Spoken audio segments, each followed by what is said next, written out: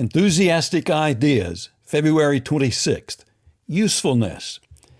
A useless life is an early death. Johann Wolfgang von Goethe. Wanting to be useful is a crucial part of our nature. We may be easily distracted from that desire, and some folks seem to have suppressed the urge altogether, but still it's true, we want to feel that we are of significant use to somebody. Times of enforced idleness, such as periods of illness or disability, are rarely the seasons we remember as the happiest in our lives.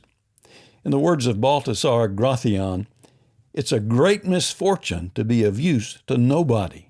End of quote. Regarding this misfortune, however, there's something we need to be aware of. It's never actually the case that we're of use to nobody.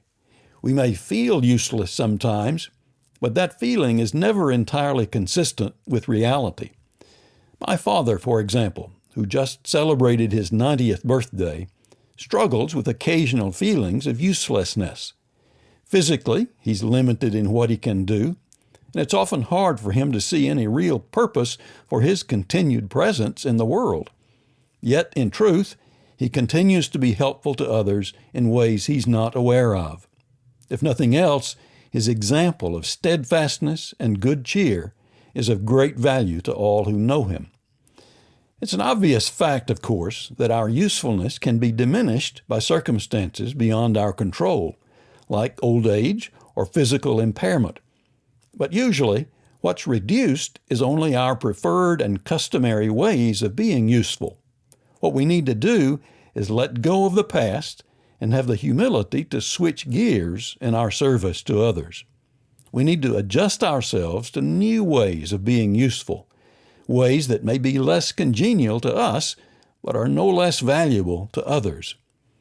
There'll be few days in this world when we can't do something that someone needs to have done. We can be helpful if that's what we want to be, and it's a marvelous thing to set that as our goal. An even greater goal, however, is to combine usefulness with grace. We can diminish the drabness in our world not only by doing what needs to be done, but also by carrying it out in a way that delights and encourages those we serve. Pragmatism and practicality are commendable qualities in their own right, but they're nothing short of astonishing when they're clothed with the added quality of grace.